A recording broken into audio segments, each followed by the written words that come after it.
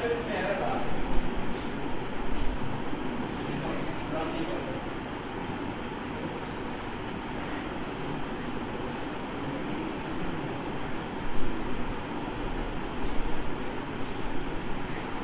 छोटी छोटी चीजें मैं दोबारा आपको करवाऊंगा। ये सिर्फ एप्लीकेशन बनाने का मकसद ये था कि आपने देखा एक छोटी सी एप्लीकेशन जिस पर क्लिक करके आप अपना कोई मैसेज डिस्प्ले करवा सकते हैं। इट्स वेरी इजी और बहुत सारी बिल्ट इन चीज़ें यहाँ आपको प्रोवाइड करते हैं। मतलब बटन आपको कोडिंग नहीं करनी पड़ी बटन बनाने के लिए। बटन आपने ड्रैग ड्रॉप किया, उसका टेक्स्ट वैक्स चेंज किया। जब विंडोज पर डाउनलोड तो इसकी सारी बैकएंड की डिटेल बताऊंगा ये कैसे हो गया सारा। लेकिन ये वाले जो अभी हमने एक्सरसाइज किया है इसका बेसिक पर्पस क्या था? सिंपली आपको ये चीज़ बताना कि software development is not at all difficult. थोड़ी सी आपको टेक्निक्स पता हो, सिंटैक्स का पता हो, क्लास लाइब्रेरी का पता हो, ठीक है। जिस तरह मुझे अब पता है कि यार मैंने मैसेज डिस्प्ले करना है तो मुझे ये फंक्शन यूज़ करना है, सो मैं ये यूज़ करूँगा। आपको अगर नहीं पता तो आप नहीं कर सकते। और इस प्रोग्राम का बेसिक पर्पस आपको बेसिक जो लाइब्रेरी है उससे आपको फेमिलियर करना, ठीक है। So that was your first application demo. अभी हम एक्चुअल एप्लीकेशन की तरफ चलते हैं। अब आप उसी तरीके से फाइल पे क्लिक करें। ये ऑलमोस्ट ये जो लेक्चर्स हैं ये रिकॉर्ड हो रहे हैं, सो आप इसकी रिकॉर्डिंग ले भी सकते हैं। यूट्यूब पे भी मैं कोशिश करूंगा रख दूं इसको एडिट करके, ठीक है।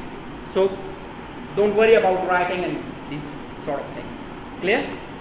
इसलिए इतना टाइम मैंने ज़ाया किया था कि बाद में आपको आसानी रही, ठीक। और इसलिए मैंने कहा कि वो अच्छा सा लैपटॉप बिकॉज ये भी मैं लेके आया हूँ, otherwise I don't need that. अब आप फाइल पे क्लिक करें। अभी हम एक्चुअल जो कंसोल एप्लीकेशन है बिल्कुल बेसिक लेवल की एप्लीकेशन जिसमें हम सारे कंसेप्ट डिस्कस करेंगे आज के दिन के, वो आएंगे। टाइम क्या हो गया है? टाइम काफ़ी ऊपर हो गया है। एनीवेज फाइल पे न्यू पे उस तरीके से प्रोजेक्ट पे आ जाएं जी। हाँ नहीं क्लोज करने की जरूरत नहीं है। फाइल पे क्लिक करें, न्यू प्रोजेक्ट पे आएँ और यहाँ पे आप कंसोल एप्लीकेशन को सिलेक्ट कर लें। विजुअल सी शार्प को क्लिक करें और आगे कंसोल एप्लीकेशन एक ब्लैक सी वो आपको जो बुरी लगती है स्क्रीन वो वाली आपके सामने फिर आ जाए। हो गया बच्चे?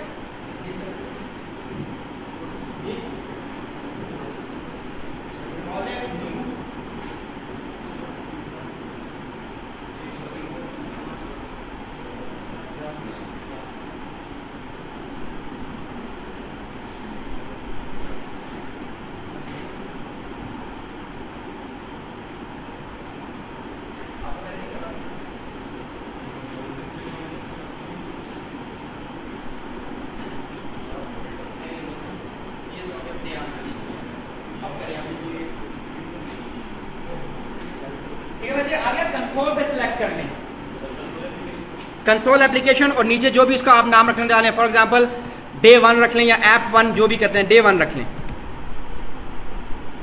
और इसको ओके कर दें। अब आपके सामने जो स्क्रीन आई है वो थोड़ी पहली वाली से डिफरेंट आई, ठीक है। बिकॉज पहले हम विंडोज एप्लीकेशन बना रहे हैं, अब हम विंडोज एप्लीकेशन नहीं बना रहे हैं, अब हम कंसोल एप्लीकेशन बना रहे हैं। कंसोल एप्लीकेशन को जो आपकी कंसोल जिसमें कमांड प्रॉम्प्ट होती है उसके ऊपर रन कर।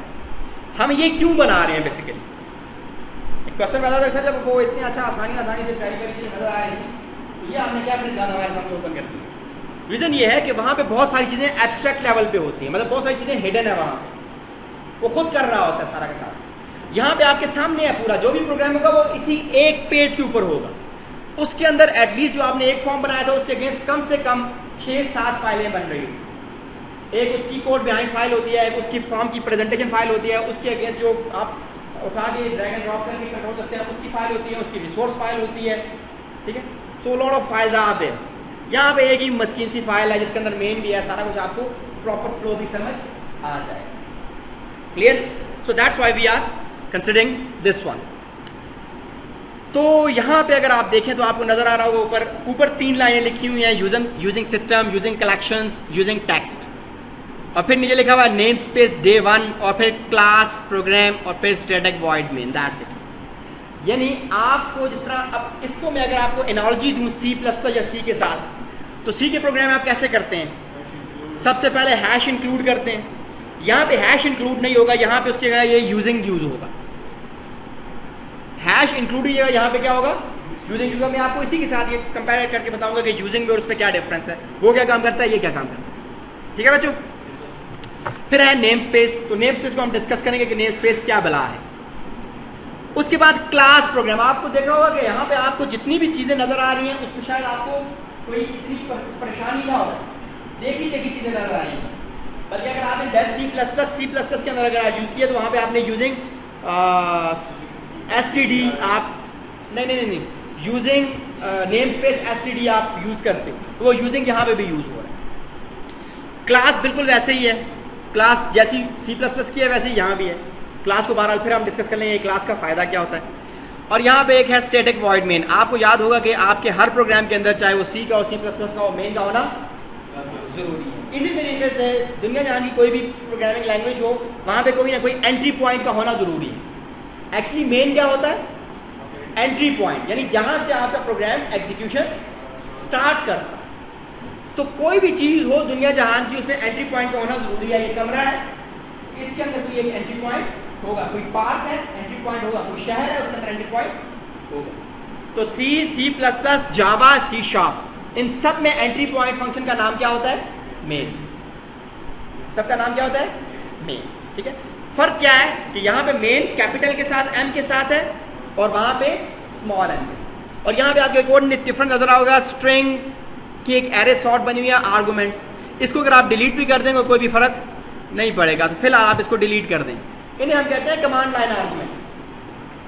यानी अगर आप प्रोग्राम को स्टार्ट करने से पहले कोई आर्गुमेंट पास करना चाहें तो आप इनको इसके स्ट्रिंग में वो आपके आगे कैप्चर होते हैं। ज़्यादा डिटेल में ही आता है, ये ना आप डर के भाग जाओ, इसलिए पहले सिंपल चीज़ें कर लें। अब आप पहले सिंपल सा करते हैं। आप ये जो स्टैटिक वॉइड मेन है ना, इसके अंदर सिर्फ लिखें CONS।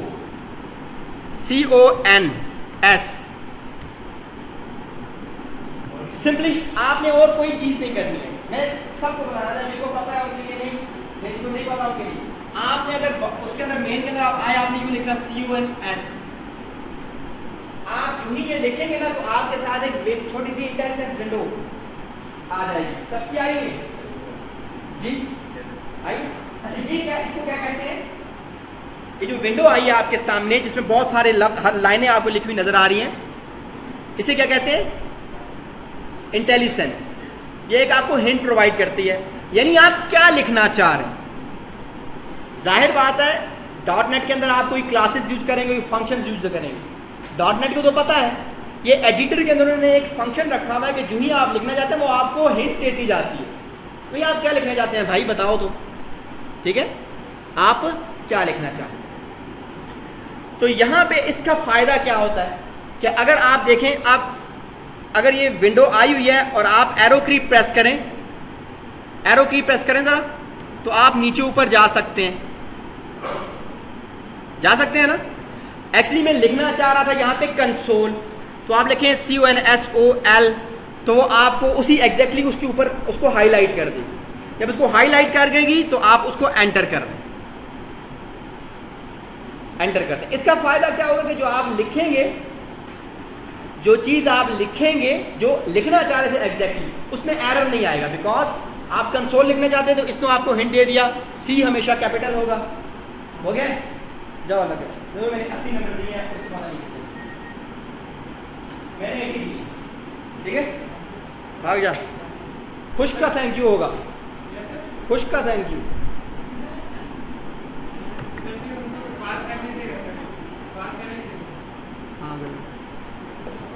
ठीक है बच्चों, याद रखो .NET का ये एक वे है कि इसकी जितनी भी स्पेसिफिकली क्लास लाइब्रेरी है उसमें जो फर्स्ट लेटर होता है, फर्स्ट अल्फाबेट होता है किसी भी वर्ड का, वो वर्ड क्या रखता है, कैपिटल। देखिए जिस तरह में कंसोल है तो उसमें देखें आप C क्या है, कैपिटल है। इस तरीके से कंसोल डॉट करें, आप जब भी डॉट करेंगे तो फिर आप क्या आएगी, डॉट मीन्स अब कंसोल एक क्लास है।